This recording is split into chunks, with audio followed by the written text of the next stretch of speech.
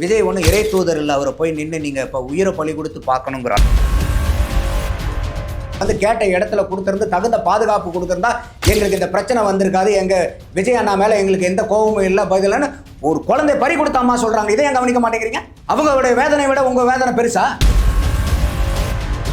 அங்கே இருக்கக்கூடிய காவல்துறை சொன்னால் ஒரு பொதுமக்கள் கேட்பாங்களா, கட்சிக்காரங்க போய் சொன்னால் கேட்பாங்களா? காவல்துறை சொன்னதையே கூட கேட்கலன்றாங்க. அப்போ கட்சிக்காரன் சொல்கிறது எப்படிங்க கேட்பாங்க? ரசிகர்களாகட்டும் தொண்டர்களாகட்டும் இன்னும் வந்து அவங்க தொண்டர்களாக வந்து பதவி உயர்வு பெறலன்றாங்க. தெளிவா இது எல்லாருமே போற போக்குல தெளிச்சிட்டு போற குற்றச்சாட்டு சார். ஒரு கிரௌட வந்து எப்படி சார் அப்படி கண்ட்ரோல் பண்ண முடியும் உங்களால? ஐயோ, அப்புறம் எதுக்கு போலீஸ் அங்க? அவரும் எல்லா இடத்துலயும் போறோம்ல, இறங்க இறங்க இறங்குன்னு சொல்றாருல்ல. அவர் என்ன கையில மந்திரம் வச்சிருக்காரா? ஜீம் பூம்பா அப்படின்னா அவர் சொல்றதுக்கு பூரா எல்லா பேச்சுக்கும் கட்டுப்பட்டு அப்படியே. டேக்-ஒன் நேயர்களுக்கு வணக்கம். இன்றைய நேர்காணலில் நம்மோடு இணைந்திருக்கிறார் அரசியல் விமர்சகர் திரு நந்தகுமார் அவர்கள். வாருங்கள் பேசுவோம். வணக்கம் சார். வணக்கம் சவிதா. சார், சமீபத்தில் இப்போ கரூரில் நடந்த அந்த பிரச்சனை வந்து எல்லாருக்கும் தெரிஞ்சது தான். இதில் வந்து ஒருத்தர் வந்து மாற்றி வந்து புகார்கள் சொல்லிக்கிறாங்க. ஆளும் தரப்பு வந்து விஜய் மீதும், விஜய் தரப்பு வந்து ஆளும் தரப்பு மீதும் வந்து புகார்கள் வந்து தெரிவிச்சுட்டு வராங்க. உண்மையிலே நடந்தது என்னவாக இருக்கும்? யார் மீது குற்றமாக இருக்கும் சார்? இல்லை, இன்னைக்கு இந்த துயரமான சம்பவத்துக்கு நிறைய பேர் பொறுப்பேற்க வேண்டிய கட்டாயம் இருக்குது. இது ஒருத்தரை மட்டும் சாடக்கூடிய விஷயம் இல்லை. ஏன்னா இது வந்து அரசாங்கத்துக்கிட்ட அனுமதி வாங்கி நடத்தப்படுது. அரசாங்கத்துக்கும் அதுக்கு பொறுப்பு இருக்குது. காவல்துறை அதுக்கு பாதுகாப்பு கொடுக்குறாங்க, அவர்களுக்கும் பொறுப்பு இருக்குது. இன்டெலிஜென்ஸ் பீரோ என்ன மாதிரி ஏது நடக்க போகுது, என்ன ஏதுங்கிறத முன்கூட்டியே கணிச்சு அதற்கு உண்டான தகவல்களை காவல்துறைக்கிட்ட சொல்லி அதுக்கு உண்டான முன்னேற்பாடு நடவடிக்கைகள் எடுக்க வேண்டியது அவங்களுக்கும் பொறுப்பு இருக்குது. அந்த மாநாட்டை நடத்தின அந்த மீட்டிங்கை நடத்துகிற தாவேகா அந்த கட்சிக்கும் பொறுப்பு இருக்குது, அந்த தலைவருக்கும் பொறுப்பு இருக்குது, அங்கே வந்திருந்த பொதுமக்களுக்கும் பொறுப்பு இருக்குது. ஏன்னா இந்த வந்து ஒரு மற்ற கட்சிகள் எல்லாம் பார்க்கும்போது வெறும் கட்சி தொண்டர்கள் மட்டும் வருவாங்க. இங்கே வந்து தொண்டர்களையும் தாண்டி குடும்பமாக மக்கள் வந்ததையெல்லாம் பார்க்க முடியுது விஜய் மேலே இருக்கக்கூடிய அன்பு அபிமானத்தில். அப்போது அந்த பொதுமக்களுக்கும் வந்து இந்த மாதிரி கூட்டத்துக்கு ஒரு குழந்தைங்களை கூட்டிகிட்டு போகலாமா வேண்டாமா, இந்த மாதிரி பெரியவங்க வரலாமா அப்படிங்கிறதெல்லாம் நிறையா பிரச்சனைகள் இருக்குது. அப்போ வந்து இதில் வந்து பல பேருக்கு வந்து இதில் பங்கு இருக்கிறதா தான் பார்க்குறேன். இது யாரையும் வந்து தனிப்பட்ட முறையில் குற்றம் சொல்கிறதுக்கு இல்லை. ஆனால் நமக்கு வர இப்போ நடக்கக்கூடிய பிரச்சனைகள் எல்லாம் பார்க்கும்போது, காணொலிகள் எல்லாம் பார்க்கும்போது இது வந்து ஒரு சாதாரண கூட்டத்தையும் மீறின ஏதாவது ஒரு சிக்கல் அங்கே இருக்கிற மாதிரி தான் எல்லா இடத்துலையும் வந்து சமூக வலைதளங்கள் ஆகட்டும், பேட்டி கொடுக்குற பொதுமக்கள் ஆகட்டும், பத்திரிகைகளில் வர செய்திகள் ஆகட்டும், மீடியாவில் வர செய்திகள் ஆகட்டும், அப்படி இந்த மாதிரி வரும்போது இது வந்து யாருமே சந்தேகத்திற்கு அப்பாற்பட்டவர்கள் இல்லை அப்படிங்கிறது வருது. ஏன்னா இது வந்து வெறும் முதல் மாநாடு அல்ல, முதல் மக்கள் சந்திப்பு இல்லை தாவேக்காவது. இது வந்து 6வது நிகழ்வு. அப்போ இத்தனை 5 நிகழ்வுகளையும் வந்து பார்த்திங்கனாக்கா எந்த விதமான பிரச்சனைகளும் இல்லை. காலதாமதங்கிறத தவிர வேற எந்த பிரச்சனைகளும் இல்லை. ஆனால் இப்போ கரூரில் வந்து இந்த மாதிரி பிரச்சனைகள் நடக்கிறது வந்து கட்டாயமாக இதை வந்து விசாரிக்க வேண்டியது. பிரச்சனைகள் இல்லைன்றதை சொல்ல முடியாது இல்லைங்க சார். திருச்சி ஆகட்டும், இங்கே நாகப்பட்டினத்தில் ஆகட்டும் பார்த்தீங்க அப்படின்னா வெயில் நிறைய பேர் சுருண்டு விழுந்ததும் மயங்கி விழுந்ததும் உயிரிழப்புகள் இல்லை. ஆனால் அந்த மயக்கமடைந்த நிலைமைகள்லாம் இருந்து பார்க்க தானே செஞ்சோம் நம்ம. ஏன் விக்கிரவாண்டி மாநாட்டிலையும் பாருங்க, இங்கே மதுரையில் நடந்த மாநாட்டிலையும் பாருங்க, வெயிலின் கொடுமை தாங்காமல் நிறைய பேர் மயக்கம் அடைஞ்சு விழுற நிலைமையில கூட இருந்தாங்க. ஆமாம், அதைத்தான் நான் சொல்கிறேன். இந்த இடத்துல வந்து பார்த்தீங்கன்னா இந்த மயக்கம் அடைந்து மக்கள்கிட்ட வரும்போது மக்கள் அந்தளவுக்கு தேவையில்லாமல் போய் அவ்வளோ நிற்க வேண்டிய கட்டாயம் இல்லை. ஸோ மக்கள் அதை உணரணும். விஜய் ஒன்று இறை தூதர் இல்லை, அவரை போய் நின்று நீங்கள் இப்போ உயிரை பலி கொடுத்து பார்க்கணுங்கிற அளவுக்கு எந்த நேரத்தில் வருவாரோ தெரிஞ்சுக்கிட்டு நீங்கள் அங்கே போய் நின்று அந்த நேரத்தில் நின்னீங்கன்னா போதும், மணிக்கணக்கில் நிற்க வேண்டியதில்லை. அது பொதுமக்களுக்கு விழிப்புணர்வு வரணும். ரெண்டாவது, அந்த கட்சியை நடத்தக்கூடியவங்க வந்து பார்த்தீங்கன்னாக்கா அந்த இடத்துல வந்து ஏதாவது தண்ணி வசதி வாய்ப்பு இதெல்லாம் வைக்கணும். அதே மாதிரி கட்சி தலைவராக இருக்கக்கூடிய விஜய் அவர்கள் அந்த நேரத்துக்கு அங்கே வரணும். அப்போ நமக்கு வந்து விஜய் மேலே இருக்கக்கூடிய ஒரு விமர்சனம் என்னென்னா, சரியான நேரத்துக்கு நீங்கள் வந்துட்டு போகணும். ஏன்னா அவர் சினிமா இண்டஸ்ட்ரியில் அவரை பற்றி நம்ம அறியப்படுறது கேட்கப்படுறது எல்லாமே மேன் ஆஃப் பங்க்சுவாலிட்டிங்கிறது தான் நம்ம கேள்விப்படுறோம். அந்த மாதிரி இருக்கும்போது இந்த மாதிரி மீட்டிங்களுக்கு வந்து லேட்டாக வர்றது. அப்போ அந்த லேட் ஏன் ஆகுதுன்னா அந்த மக்கள் வெள்ளம் அந்த அளவுக்கு வந்து புடை சூழுது. அப்போ மக்களே இந்த இடத்துல பொறுப்பு, தாவேக்காவும் பொறுப்பு. அப்போ அந்த மக்கள் புடைசூழ வரும்போது அதை தடுத்து கொண்டு வந்து நிறுத்த வேண்டியது காவல்துறையினுடைய கடமையும் கூட. அப்போ அதனால தான் சொல்கிறேன், இது ஒட்டு மொத்தமாக எல்லாத்துக்கும் உண்டான பொறுப்பு. ஒருத்தரை மட்டும் கையை காமிச்சு பண்ண முடியாது. அப்போ இதெல்லாம் வந்து சாதாரணமாக மீட்டிங்கில் நடக்கக்கூடிய சில குறைபாடுகள். எந்தையாவது இது வரைக்கும் 5 மாநாட்டில் நீங்கள் 5 மீட்டிங்கில் வந்து செருப்பெறியறதை நம்ம பார்த்தோமா? அப்போது ஒரு கட்சி தலைவன் மேலே இல்லை வந்து அவர் நடிகர்னு கூட வச்சுக்கோங்க, ஒரு நடிகர் மேலே இவ்வளோ 3 மணி நேரம் 4 மணி நேரம் 5 மணி நேரம் போய் நின்று பார்த்தே ஆகணுங்கிற அந்த ஒரு அன்பு அபிலாஷைகள்லாம் பாச நேசத்தில் போகக்கூடிய ஆள் யாராவது வந்து விஜய் மேலே செருப்பெறிவாங்களா? அப்போ அங்கே செருப்பெறியப்பட்ட நபர்கள் யார்? அப்போ யார் உள்ளார பூந்தது அங்கே? அப்போ இந்த பிரச்சனைக்கு காரணம் உள்ள சதி அப்படின்னு சொல்ல வரீங்களா சார்? மக்கள் அதுதான் இப்போ இன்னைக்கு டிவியில் வரக்கூடிய காணொலிகள்லாம் நம்ம பார்க்க, நம்ம வந்து எதையுமே வந்து வதந்தியாக நம்ம பேசக்கூடாது. ஆனால் இது பிரச்சனை இருக்கா இல்லையா இதை கேள்வி கேட்கலாம். வதந்தி நம்ம கிளப்பக்கூடாது, ஆனால் கேள்வி கேட்கலாம்ல, சந்தேகத்தை கேட்கலாம்ல. இப்போ பத்திரிகையாளர்களே அதை தானே கேட்குறாங்க. அப்போ இன்னைக்கு விஜய் மேலே ஏன் அத்தனை தடவை வந்து அங்கே செருப்பு வீசப்பட்டது? ஆம்புலன்ஸ் போகுது, அந்த ரூட்டில் ஜாம் பேக்கடாக இருக்குது. இப்போ கரூர் மாநகரத்தில் இருக்கக்கூடிய அரசியல்வாதிகளாகட்டும், அங்கே இருக்கக்கூடிய பொதுமக்கள் அவங்க கொடுக்குற பேட்டியிலே என்ன சொல்கிறாங்க, இந்த கூட்டத்துக்கு சரியான இடமே இது இல்லைன்றாங்க. இந்த இடத்துல ஒரு 3000 to 5000 பேர் இருக்கலாம், அதுக்கு மேலே இருக்கிறது வந்து இந்த இடம் கெப்பாசிட்டி இல்லைங்கிறாங்க. ஏன்னா அந்த இடத்துல அதுக்கு மேலே நெரிசல் போகும்போது மக்கள் விலகி போகிற அளவுக்கு இல்லை எஸ்கேப் ஆகிற அளவுக்கு ஸ்பேஸ் இல்லைங்கிறாங்க. ஒரு வடிகாலே இல்லை அந்த இடத்துல. அப்படி இருக்கும்போது அந்த ஜாம் பேக்டாக இருக்குது. ஒரு குண்டுசி போட்டால் கூட கீழே விழுக முடியாத அளவுக்கு மக்களாக இப்படி அப்படின்னு மக்கள் வெள்ளம் அலைன்னு நம்ம கேள்விப்பட்டிருப்போம். அதை அங்கே பார்த்தோம். அப்போ அந்த கூட்டத்துக்குள்ள ஒரு ஆம்புலன்ஸ் வருது. ஆம்புலன்ஸ் ஒரு டெம்போ டிராவலருங்கும் போது ஒரு 6-7 அடி. அப்போ அந்த இருக்கக்கூடிய ரோடே ஒரு 50-60 அடி ரோடுங்கும் போது அதில் நீங்கள் ஒரு 7 அடியை வந்து நீங்கள் விளக்குறீங்கன்னா அந்த மக்களுடைய அழுத்தம் மற்ற இடத்துல போய் சேருமா சேராதா? அப்போ இது வந்து அந்த இடத்துல வந்து ஆம்புலன்ஸ் போக வேண்டியது கட்டாயம். அப்போ இந்த ரூட்டு தான் ஆம்புலன்ஸ் போக வேண்டியதுக்கு ஒரே வழியா? ஆல்டர்னேட் ரூட் இல்லையா? அப்போ நீங்கள் அந்த ஆம்புலன்ஸ் ஆல்டர்னேட் ரூட்டில் தான் அனுப்பிச்சிருக்கணும். அப்போ இந்த ஆம்புலன்ஸ் அங்கே அனுப்பிச்சவங்களுக்கு பொறுப்பு இல்லையா? சார் அது முன்னாடி என்ன சொன்னாங்க அப்படின்னா, இங்கே விஜய் வந்து கிளம்பி போன டைமே வந்துட்டு ரொம்ப வந்து லேட்டான டைம் தான். 8:45 அங்கே வரேன்னு சொல்லிட்டு இங்கேருந்து கிளம்புறது 8:45 தான் இங்கேருந்து கிளம்பி போயிருக்கிறாரு. கரூர் 8:45 வரனாரா? ஆமாம், கிட்டத்தட்ட இல்லை கரூர் 8:45 வரனாரா? அவங்களுடைய லெட்டர், பர்மிஷன் லெட்டர்லேயே கரூரில் அவங்க கொடுத்த நேரம், கேட்ட நேரம் 3 மணியிலிருந்து 10 மணி வரைக்கும். அவங்க அப்ரூவல் கொடுத்த நேரம் 7 மணி நேரம் விண்டோ. இது அப்ரூவ் பண்ணது யாரு? காவல்துறை தானே சார்.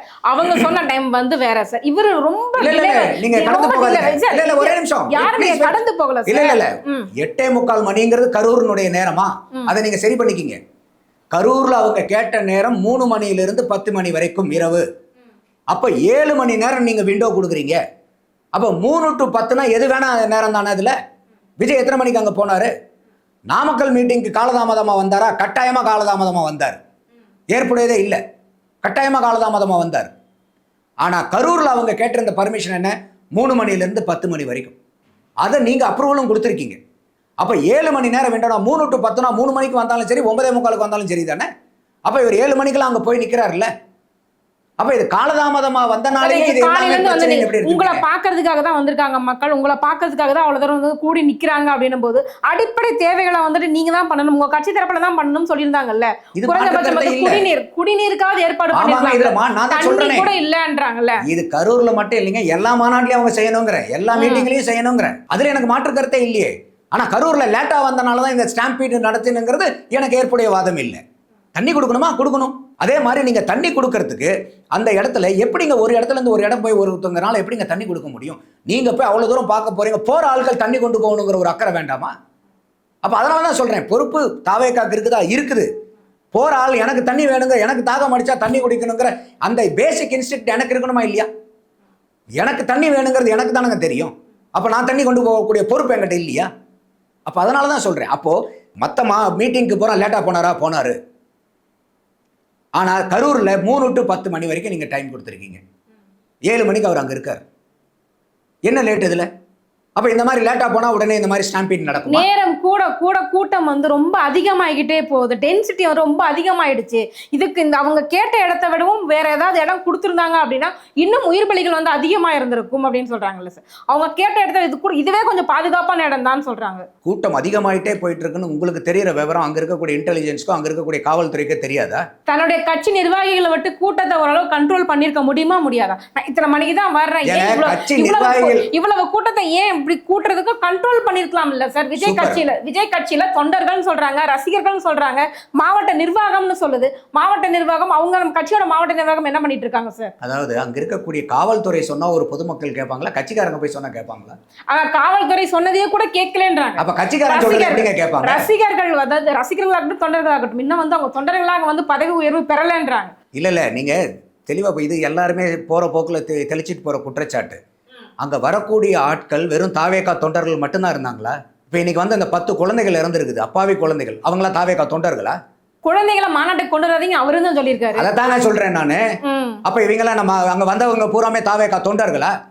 விஜய் சொன்னா தொண்டர்கள் கேட்பாங்க. இப்ப நீங்க வந்து ஒரு நிர்வாகம் நடத்துறீங்க, உங்க கம்பெனி சொல்றதை நீங்க கேட்பீங்க. உங்க கம்பெனி சொல்றதை ரோட்ல போற 4 பேர் எப்படி கேட்பாங்க? இல்ல பக்கத்து கம்பெனிக்காரங்க எப்படி கேட்பாங்க? ஆனா காவல்துறை யார் சொன்னாலும் காவல்துறை சொல்றதை கேட்கணும். அப்ப இதுல வந்து எல்லா பொறுப்பையும் நீங்க வந்து தாவேகா மேலே தள்ளுறதுல என்ன நியாயம் இருக்கு? அப்ப இவ்வளவு தூரம் நீங்க கூட்டம் அடர்த்தி ஆகுதுன்னு உங்களுக்கு தெரியறது வந்து அங்க ஃபீல்டில் இருக்கக்கூடிய காவல்துறைக்கு தெரிஞ்சிருக்கணுமா, தெரிஞ்சிருக்காதா? அப்ப அங்க காவல்துறை என்ன பண்ணணும்? இனிமேல் இந்த கூட்டத்துக்குள்ளார இடம் கிடையாது, எல்லாம் திரும்பி போங்கன்னு சொல்லணுமா இல்லையா? எப்படி வேணா 50 அடிக்கு முன்னாடி இருந்து நிறுத்திருக்காங்க சார், மக்களை வந்து நிறுத்திருக்காங்க. யார் சார் அங்க கேட்கிற? யாருமே அங்க கேள்வி கேட்கல, யாருமே அங்க வந்து கேட்பதை சொல்றதை கேட்கக்கூடிய ஆட்கள் அங்க இல்ல. மரத்துல தவறாங்க, பில்டிங்ல ஏறாங்க, டிரான்ஸ்ஃபார்மரை பிடிக்கிறாங்க. இதுதான் மிகப்பெரிய குற்றச்சாட்டு. என்ன சொல்றாங்க அப்படின்னா, இல்ல ஒரே நிமிஷம், என்ன சொல்றாங்க அப்படின்னா, விஜயால வந்து தன்னுடைய ரசிகர்களையும் தொண்டர்களையும் வந்துட்டு கண்ட்ரோல் பண்ணவே முடியல. இப்போ ஒரு சட்ட திட்டங்கள்னு இருக்கு இல்லையா? அந்த சட்டத்திட்டத்தை என்ஃபோர்ஸ்மெண்ட் யார் பண்றது? என்னங்க நாங்க சட்டம் போட்டுடுங்க, யாருமே கேட்கலீங்க, நாங்க என்னங்க பண்றது? யாரு வேணா என்ன வேணா பண்ணிட்டு போட்டு விட்டுலாமா சார்? இது வந்து பொதுவாக சட்டம் வேறு சார். சார் ஒரு கிரௌட வந்து எப்படி சார் அப்படி கண்ட்ரோல் பண்ண முடியும் உங்களால? ஐயோ, அப்புறம் எதுக்கு போலீஸ் அங்க? கிரவுட் மேனேஜ்மெண்ட்ங்கிறது யாருடையது? இப்ப நீங்க வந்து இப்ப எவ்வளவோ பெரிய பண்டிகைகள்லாம் நடக்குது, விழா கோலங்கள்லாம் நடக்குது. இதை விட லட்சக்கணக்கான மக்கள் கூடுற ஃபங்க்ஷன்லாம் தமிழ்நாட்டில் நடக்கலையா? யாருமே இந்த அளவுக்கு செயல்படல இல்ல சார். யாருமே இந்த அளவுக்கு செயல்படல. ரசிகர்கள் அப்படின்னு சொல்லிட்டு உள்ள வரீங்க, தொண்டர்கள் அப்படின்னு சொல்லிட்டு உள்ள வரீங்க, வண்டியை பின்தொடராதீங்க அப்படின்னு சொல்றாங்க. ஆனா வண்டியை தான் பின்தொடர வரீங்க. லத்தி எடுத்து அடிக்க ஆரம்பிச்சாங்க, போலீஸ்காரங்க எங்க மேல தாக்குதல் நடத்துறாங்க. இப்பவும் அதானே பேச்சு. இப்ப போலீஸ்காரர்கள் தாக்குதல் நடத்திட்டு இருக்காங்க. காவல்துறைக்கு முழு அதிகாரம் இருக்கு. அவங்க சட்டத்தை மீற யாரா இருந்தாலும் பட்டை கலப்புங்கிறேன் நானு. அதுல என்ன அவங்க கட்சிக்காரங்க என்ன, இந்த கட்சிக்காரங்க என்ன, அந்த கட்சிக்காரங்க என்ன? சட்டத்தை மீறும் போது அதுவும் ஒரு புகார். ஒரே நிமிஷம் இருங்க மேடம், ஒரே நிமிஷம் இருங்க. ஹெல்மெட் போடுங்கிறது சட்டம். யாராவது போடுறாங்களா? போடாதவங்க மேல அரசாங்க நடவடிக்கை எடுக்குதா இல்லையா? இல்ல அவங்க இஷ்டத்துக்கு சார் நாங்க சொல்லிக்கிட்டே இருக்கோம், அவங்க கேட்கல சார், என்ன சார் பண்றது? விட்டுறோமா? ஃபைன் போடுறது இல்லையா? ஃபைனை ஏத்துறது இல்லையா? ஏதாவது ஒரு இடத்துல வந்து சட்டத்தை என்ஃபோர்ஸ்மெண்ட் பண்றதான கவர்மெண்ட்னுடைய வேலை. சட்டத்தை மட்டும் போட்டுட்டு காப்பியை கொடுத்துட்டு போறதா கையில? சார் இவ்வளவு பேர் இறந்துருக்குறாங்க, குறைஞ்சபட்சமாக நின்று ஒரு ஆதரவாவது சொல்லிட்டு போயிருக்கலாம். எதுவுமே சொல்லாம அவர்கிட்ட திருட்டுன்னு போனா என்ன சார் அர்த்தம்? இப்ப உங்களுக்கு இந்த கேள்வி கேட்கறது அவருக்கு விஜய்க்கு தோணாதா? யாரை பார்த்து வந்து இறந்தவங்க, அவங்கள பார்த்து வந்து இறந்தவங்க. இப்ப உங்களுக்கு இவ்வளவு வலியும் வேதனையில தான் இந்த கேள்வி கேட்குறீங்க. இந்த வலியும் வேதனை விஜய்க்கு இருக்காதா? தன்னை பார்க்க வந்த 40 உயிர்கள் போயிடுச்சுங்கிறது அவங்களுக்கு தெரியாதா? அவங்க அங்கே வந்து போய் அவங்களை ஹாஸ்பிட்டலில் பார்க்கணும்னு கேட்டிருக்காங்க. அவங்க வந்து காவல்துறை வந்து இல்லை நீங்கள் இங்கே வந்தீங்கன்னா சட்டம் ஒழுங்கு கெட்டு போயிருக்குன்னு சொல்லிட்டு ஜி நியூஸ் தமிழில் வந்து செய்தி வந்திருக்கு. அப்போ அவங்க வந்து இல்லை சட்டம் ஒழுங்கு மீறாதீங்கிறத அவர் கட்டுப்பட்டு போறாரு. இவ்வளோ கெட்ட பேர் வந்தாலும் பரவாயில்ல, ஆனால் வந்து சட்டம் ஒழுங்கு மீறக்கூடாதுங்கிறதுக்காக போறாருல்ல. எப்படி நீங்கள் நம்ம குறை சொல்ல முடியும்? அதே மாதிரி இன்னொரு குற்றச்சாட்டு என்ன இருக்குன்னா, திருச்சி ஏர்போர்ட்டில் வந்து மைக்கை நீட்டணும், நமக்கு வந்து பேட்டி கொடுக்காமையே போறாரு, என்ன எதுனே சொல்லாமல் போறாரு. எந்த மனநிலையில் இருப்போன்னே தெரியாதுங்க. எடப்பாடி அவர் கூட எதிர்கட்சி தலைவர், அவரு பேட்டி கொடுக்குறாரு. அவரே என்ன சொல்றாரு? இந்த மாதிரி கேள்வி கேட்கும்போது ஏங்க அவர் எந்த நிலைமையில எந்த மனநிலையில் இருப்பார் நமக்கு என்னங்க தெரியும்? நியாயமான கேள்வி தானே அவர் எடப்பாடி கேட்க. குறைந்தபட்ச இரங்கலாவது தெரிவிச்சிருக்கலாமேன்றதான் என்னுடைய ஆதங்கமாக. ஆமாங்க, அது போயிட்டு தானங்க இரங்கல் ட்விட்டர்ல போடுறாரு. வெளியே நின்று எப்படிங்க பேச முடியும்? உங்ககிட்ட சொன்னா மட்டும்தான் இரங்கலா? அவருடைய மனநிலையில எப்படி இருக்குங்கிறது நமக்கு தெரியாதா? இப்ப நம்ம வீட்டுக்கு ஒருத்தவங்க வராங்க, ஒரு கெஸ்ட் வராங்க, அந்த கெஸ்ட்டுக்கு ஒரு சௌரிய குறைபாடுகள் ஏற்பட்டாவே நமக்கு மனசு பதபதிக்குதா இல்லையா? பிரச்சனை இல்லை, அசௌகரியம். நம்ம வீட்டில் வரவங்களை சரியா உபசரிக்க முடியாம அனுப்பிடுறோம். எவ்வளவு மனசு பதபதிக்குது இல்ல? ஆனா இந்த இடத்துல வந்து பார்த்தவங்களுக்கு 40 பேர் அவரை பார்க்க வந்தவங்களுக்கு உயிர் போயிருக்கணும். அந்த பதபதிப்பு, அவர் வேதனை, அந்த வழியெல்லாம் அந்த மனுஷனுக்கு விஜய்க்கு இருக்காதுன்னு நீங்க எப்படி முடிவு பண்ணி? குறைஞ்சபட்சம் 2ஆம் கட்ட தொண்டர்கள் 3ஆம் கட்ட தொண்டர்களாவது அங்க கூடி இருக்கலாமே. மத்த நேரம்லாம் வந்து தோல்ல துண்டா போட்டுட்டு அவ்வளவு தூரம் கத்திட்டு இருந்தாங்களே, யாருமே ஹாஸ்பிட்டல் பக்கம் வந்து எட்டி கூட பார்க்கலையே. ஹாஸ்பிட்டல்ல போய் நிக்கிறது அது வந்து அவங்க என்ன பண்ணுனாங்கிறது நமக்கு தெரியாது. அங்க வந்து இவங்க போய் சாதிக்க வேண்டியது ஒண்ணும் இல்லை. அங்க போய் கட்சிக்காரங்க போய் நின்னாங்கன்னா இடைஞ்சலும் கூட. புரியுதா நான் சொல்றது? ஆஸ்பத்திரியில் நீங்க ஃப்ரீயா அங்க இருக்கிறவங்களை வேலை செய்ய விடணும். அதை விட்டுட்டு நீங்க அங்க போயிட்டு நீங்க ஒரு கட்சிக்காரங்க அங்க போயிட்டு அந்த ஆஸ்பத்திரியில் என்ன வேலை பார்த்துட்டு போறீங்க? நீங்க என்ன வேலை பார்க்க போறீங்க நீங்க அங்க நின்று? அதுவும் இல்லாம அங்க அத்தனை கட்சிக்காரங்க வராங்க, இவங்களும் அங்க போய் நின்னா ஒரு லாண்ட் ஆர்டர் பிரச்சனை வராதா? குறைஞ்சபட்சம் ஒரு மனிதாபிமானத்தோட உதவி கூட செய்யலன்னு தானே சார் கேக்குறாங்க. தாவே காவினார் எங்களுக்கு எந்த உதவியுமே செய்யல. நடந்ததுமே வந்துட்டு இல்ல அப்ஸ்காண்ட் புசியானந்த் எங்க போனாரு தெரியல, ராஜ்மோகன் எங்க போனாரு தெரியல, ஆர்வர்தன் எங்க போனாரு தெரியல. இதே வந்து ஒரு குழந்தையை பறி கொடுத்த அம்மா பேசுறாங்க. அவங்க சொல்றாங்க இல்ல எங்களுக்கு வந்து கேட்ட இடத்துல கொடுத்திருந்து தகுந்த பாதுகாப்பு கொடுத்திருந்தா எங்களுக்கு இந்த பிரச்சனை வந்திருக்காது, எங்க விஜய் அண்ணா மேல எங்களுக்கு எந்த கோபமும் இல்லை பதிலன்னு ஒரு குழந்தை பறி கொடுத்த அம்மா சொல்றாங்க. இதையும் கவனிக்க மாட்டேங்கிறீங்க. அவங்களுடைய வேதனை விட உங்க வேதனை பெருசா? அப்ப உண்மையான வேதனைப்படுறவங்க வந்து அவங்க அந்த இடத்துல யாராவது விஜய் குற்றச்சாட்டு சொல்றாங்களா? அப்ப இந்த இடத்துல அங்க போய் நின்றாலும் ஒரு 1000 பேர் தாவே கலந்து போய் ஆஸ்பத்திரி நிக்கிறாங்க. என்ன பண்ண போறாங்க அவங்க அங்க போய் நின்று? என்ன பண்ண முடியும்? அவங்களாம் நான் டாக்டருங்களா, கம்பவுண்டருங்களா, நர்ஸுங்களா? என்ன உதவி அவங்க இருக்கவங்களுக்கு பண்ண முடியும்? அது இல்லாம மற்ற கத்திக்காரங்க பூரா அங்க வராங்க. அந்த இடத்துல பேச்சுவார்த்தை தடிச்சிடாதா? அந்த இடத்துல மக்கள் ஏதாவது கோவப்பட்டு மக்கள்ங்கிற பேர்ல அந்த இடத்துல வந்து லா அண்ட் ஆர்டர் பிரச்சனை வராதா? அப்ப இது வந்து நீங்க வெறும் ஒரு புள்ளியில இருந்து மட்டும் பார்க்காதீங்க. எல்லா பிரச்சனையுமே நம்ம வந்து ஒரு 360 டிகிரியில இருந்து பார்க்கணும். அப்ப அந்த 360 டிகிரியில இருந்து பார்த்து இதுல எது பிரச்சனை இல்லைங்கிற வெளியே இருந்து நம்ம விமர்சிக்கிறவங்களுக்கு எதை வேணா விமர்சிக்கலாம். சொல்லுதல் யாருக்கும் எளிய, அறியவாம் சொல்லிய வண்ணம் செயல். அப்ப நம்ம விமர்சிக்கிறதுக்கு மட்டும் இருக்கக்கூடாது. அந்த இடத்துல அவங்க போய் என்ன பண்ண போறாங்க இப்போ? அப்ப அந்த இடத்துல போகும்போது அவங்க இருக்கக்கூடிய மக்களுக்கோ அங்க வரக்கூடிய கட்சிக்காரங்களுக்கோ வேறு பல கட்சிக்காரங்கள் அங்க வந்தாங்கன்னா பிரச்சனைகள் வரும் இல்லையா? வாக்குவாதங்கள் முற்றும் இல்லையா? இல்ல இதே இன்னொரு கொஸ்டினும் கேட்குறாங்க. இவ்வளவு தூரம் பிரச்சனை நடந்துகிட்டு இருக்குது, ஓகே தண்ணி பாட்டில் மேலேருந்து தூக்கி போடுறாரு, தூக்கி போட்ட பிறகு கலைஞ்சு போயிடுறாரு, சீக்கிரமா போயிட்டாரு. அங்கிருந்து வர்றதுக்கு 4 மணி நேரம் ஆகுது. இங்கிருந்து ஏர்போர்ட் போறதுக்கு உங்களுக்கு 1 ஹவர்ல எப்படி இவ்வளவு வேகமா போனீங்க? அதுதாங்க காவல்துறை அந்த இடத்துல எல்லா இடத்துலையுமே கடக்குறாங்க. அந்த இடத்துல இப்போ விஜயினுடைய வரைங்களை பூராமே என்னையை பொறுத்த வரைக்கும் அவருடைய பேச்சை பார்த்துக்கிறதுக்கு கேட்கறதுக்கெல்லாம் வர கூட்டம் கிடையாது. விஜயை பார்க்கணும். விஜயை பார்த்துட்டாங்கன்னா அவங்களுக்கு முடிஞ்சு போச்சு, அவ்வளோதான். அதோட அதுக்கப்புறம் அவங்க கடந்து போயிடுறாங்க. அவர் பர்மிஷன் கேட்குறாரு, ஹாஸ்பிட்டலுக்கு போகணுங்கிறதுல கேட்குறாங்க. இவர் வந்து இல்லை சட்டம் ஒழுங்கு பிரச்சனை வந்துருங்க, நீங்கள் இங்கிருந்து கடந்து போங்கன்னு சொல்கிறாங்க. இது காவல்துறை இல்லாமல் தான் அவங்களை அனுப்பிச்சி வச்சுருப்பாங்களா? நீங்கள் கேட்குற மாதிரி வச்சுங்க. அப்புறம் அவர் மட்டும் தனியாக வந்து போயிட முடியுமா அந்த இடத்த விட்டு? காவல்துறை தானே அவங்களை அனுப்பிச்சி வச்சிருக்கணும். அப்போ எல்லாத்தையுமே நீங்கள் நம்ம வந்து ஒரு நடுநிலையோட பார்க்கணும். ஒரு பேசும்போது ஆரம்பத்திலே அவர் சொல்லியிருக்கிறாரு, காவல்துறையினால தான் வந்துட்டு உள்ளே வர முடிஞ்சது, காவல்துறையோட செயல்பாடு சிறப்பாக இருந்தது. அவரே மேலில பேசியிருக்கிறாரு. அவ்வளவு சிறப்பான காவல்துறை செயல்பட்டுமே கூட கண்ட்ரோல் பண்ண முடியல. ஏன் விஜயோட தொண்டர்கள் விஜய் சொன்னா கேட்க மாட்டாங்களா? கூட்டத்தை வந்து கண்ட்ரோல் பண்ற பவரே வந்துட்டு ஒரு அவருக்கான லீடர்ஷிப் குவாலிட்டி இருக்கான்னு கேட்குறாங்க சார். இப்போ சமீபத்தில் முதலமைச்சர் வந்து ஒரு விழாவில் பேசினார். முதலமைச்சர் தமிழகத்தினுடைய நம்பர் 1 பவர்ஃபுல் பொசிஷன், கரெக்டாக அவர் பேசுகிறாரு. மக்கள் சொல்கிறத பூராமே வந்து மந்திரிமார்கள் இவங்க நிர்வாகிகள் பூரா வந்து என்ன 7:30 விட்டுருவாங்களே எனக்கு தூக்கம் வர மாட்டேங்குதுங்கிறார். அப்போ என்ன அர்த்தம்? நான் சொல்லியும் கேட்காம வேலை செய்கிறீங்கன்றார். ஏதாவது ஒரு பிரச்சனையை கொண்டு வந்துடுறீங்கன்றார். சொல்லக்கூடிய ஆள் யார்? Chief minister. செய்யக்கூடிய ஆட்கள் யார்? கட்சி நிர்வாகிகள் மந்திரிமார்கள். அவங்கள சொல்கிறாரு மேடையில் வச்சுக்கிட்டு, ஏதாவது ஒரு பிரச்சனையை கூட்டிட்டு வந்துடுறீங்க, தூங்க முடியல நிம்மதியான்ட்டு. அப்பேற்பட்ட முதல்வர் சொல்றதையே மினிஸ்டர்களோ எம்எல்ஏகளோ மந்திரிமார்களோ கேட்க கண்ட்ரோலாக இருக்க மாட்டேங்கிறாங்க. ஒரு பொதுமக்கள் வந்து விஜய் வந்து சொன்னால் பொதுமக்கள் கேட்டுருவாங்களா? கட்சி நிர்வாகிகள் கேட்பாங்க. கட்சி நிர்வாகிகள் ஐயோ நம்ம தலைவர் சொல்றதை கேட்கலாம், பதவி விட்டு நீக்கிடுவாரு, நமக்கு வந்து நாளைக்கு தேர்தலில் சீட்டு கொடுக்க மாட்டேங்கிறது, ஏதாவது ஒரு கம்பல்ஷனில் கேட்பாங்க. பொதுமக்கள் என்னங்க கேட்பாங்க? அவரும் எல்லா இடத்துலையும் போகிறவங்கள இறங்குன்னு சொல்கிறாருல்ல, அதில் என்னத்தை போய் அவர் கண்ட்ரோல் பண்ணிட முடியும்? அவர் என்ன கையில் மந்திரம் வச்சிருக்காரா? ஜீம் பூம்பா அப்படின்னா அவர் சொல்றதுக்கு பூரா எல்லா பேச்சுக்கும் கட்டுப்பட்டு அப்படியே மக்கள் பூரா அப்படியே அமைதியாக நின்றுவாங்களா? எந்த இப்போ யார் சொன்னா அந்த மாதிரி கேட்டுருவாங்க? அப்போ இந்த இடத்துல அந்த கட்சி தொண்டர்களையும் தாண்டி பொதுமக்கள் அந்த இடத்துல இருக்கிறாங்க. அப்போ அந்த இடத்துலையும் இப்போ மற்ற கட்சிகளுக்கெல்லாம் வரும்போது அந்த கட்சி ஆட்கள் நிறையா இருப்பாங்க. புரியுதா உங்களுக்கு? அந்த க்ரௌடுனுடைய ஸ்ட்ரக்சர் நீங்கள் பார்த்தீங்கன்னா இங்கே வந்து பொதுமக்கள் அதிகமாக இருக்காங்க. அப்போ அந்த பொதுமக்கள் வந்து இன்னைக்கு விஜய் மேலே இருக்கக்கூடிய ஆசையில் எங்கேயாவது பாத்திர முடியாதா, அவரை பாத்திர முடியாதான்னு முட்டி மோதிக்கிட்டு வருது. அப்புறம் அப்படி இருக்கிறத போய் நீங்கள் எந்த இடத்துல சொல்லி நீங்கள் என்ன கண்ட்ரோல்? அவர் சொல்லிட்டே தானே இருக்காரு. இப்போ இதே இந்த கரூர் ஒவ்வொரு தடவையும் மீட்டிங்க்கு போகிறதுக்கு முன்னாடி இது வரைக்கும் யாராவது வந்து இந்த மாதிரி ஆட்கள்லாம் மீட்டிங்க்கு வராதிங்கன்னு யாராவது சொல்லியிருக்காங்களா? இது வரைக்கும் கர்ப்பிணி பெண்கள் வராதிங்க, சிறுவர்கள் வராதிங்க, முதியோர்கள் வராதிங்க, உடல்நலை சரியில்லாதவங்க வராதிங்க, மாற்றுத்திறனாளிகள் வராதிங்க, யாராவது வந்து எங்கள் மீட்டிங்க்கு வராதிங்கன்னு சொல்லியிருக்காங்களா? இவர் ஒவ்வொரு தடவையும் சொல்லிட்டு தானங்க இருக்காரு.